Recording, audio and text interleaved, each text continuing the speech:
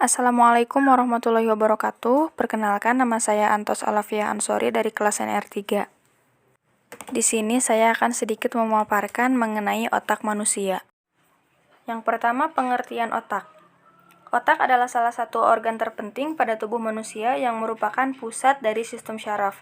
Otak memiliki volume berkisar 1350 cc dan mempunyai 100 juta sel saraf atau neuron untuk menunjang fungsinya. Fungsi otak salah satunya adalah sebagai pusat regulasi sebagian tindakan yang dialami dan sebagai pusat pengatur organ-organ tubuh, misalnya mengatur kerja jantung, hati, dan lain-lain. Otak juga merupakan pengendali tubuh. Jika seseorang memiliki otak yang sehat, maka akan mendorong tubuh untuk menjadi sehat juga. Namun sebaliknya, jika otak seseorang dalam kondisi yang tidak sehat, maka itu bisa menjadi penyebab dari segala masalah pada tubuh. Selanjutnya, struktur otak.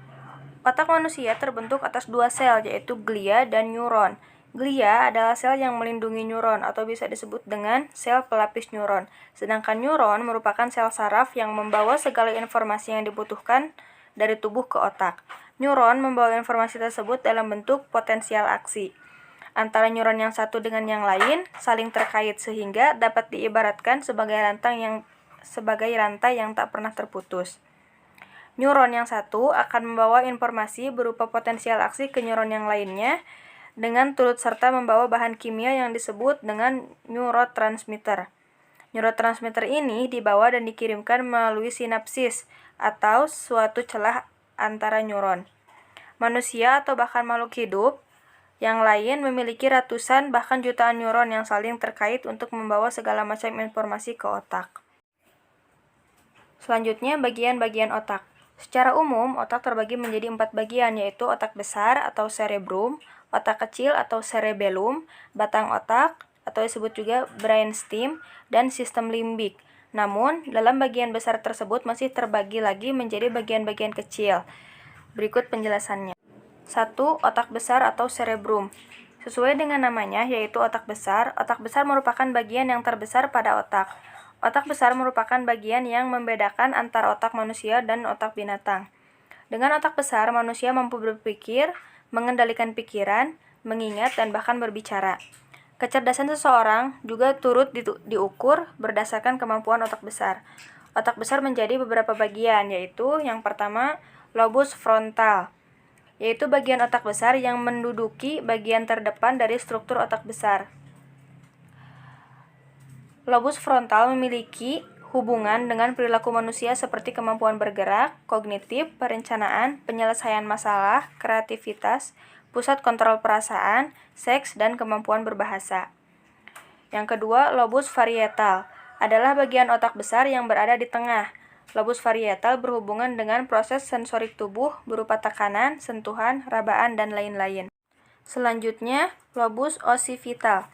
Lobus occipital adalah bagian otak besar yang terletak paling belakang. Bagian otak besar ini memiliki hubungan dengan penglihatan atau visual manusia, sehingga tubuh mampu membedakan segala hal yang dilihat oleh mata.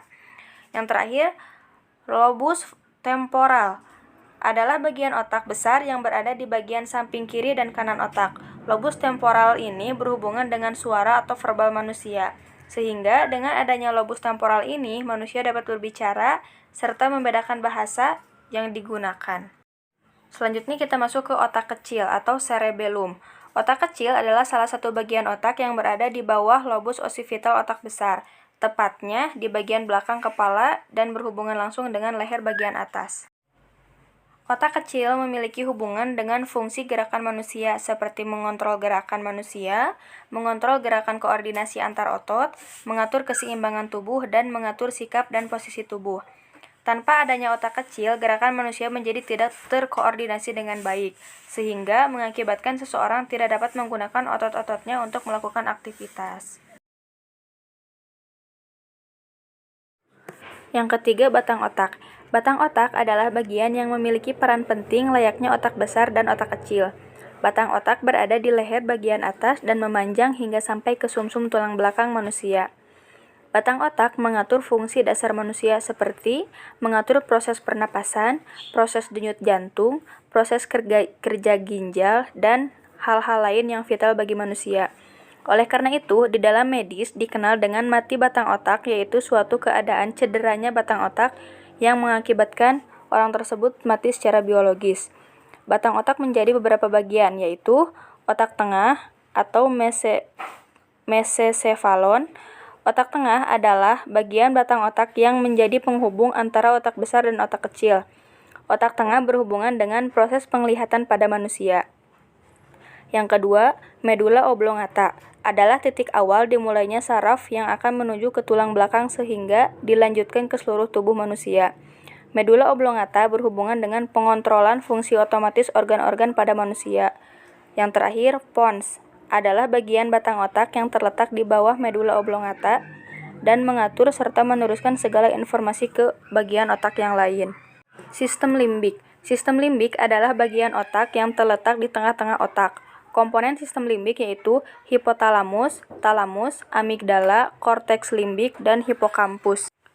Sistem limbik merupakan bagian otak yang berhubungan dengan alam sadar manusia. Pusat emosi, pusat data, pusat haus, lapar, dorongan seks, dan masih banyak lagi. Bahkan Ledoux mengistilahkan sistem limbik sebagai tempat duduk bagi segala nafsu manusia, tempat penghargaan, kejujuran, dan tempat bermuaranya cinta dan benci.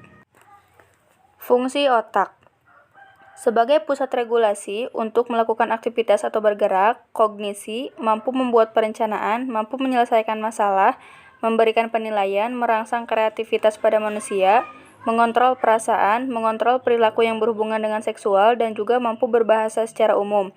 Berikut ini adalah fungsi otak secara umum.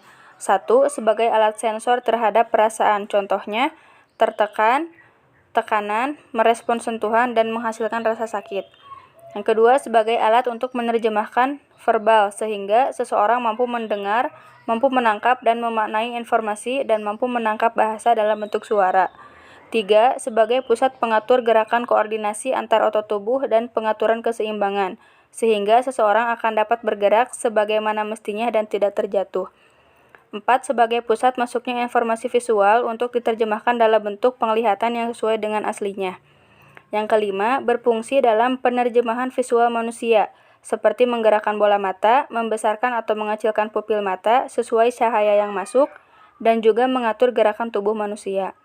Yang keenam, melakukan pengontrolan terhadap fungsi otomatis otak, seperti mengatur detak jantung, mengatur sirkulasi peredaran darah di dalam tubuh manusia, mengatur pernapasan, dan juga mengatur sistem pencernaan manusia.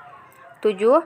Menghasilkan perasaan, pengaturan emosi, pengaturan produksi hormon seperti fungsi hormon testosteron, memelihara homeostasis, menciptakan rasa haus, rasa lapar, keinginan tentang seks, merangsang perasaan untuk senang, mengatur metabolisme tubuh, dan juga mengatur memori jangka panjang manusia.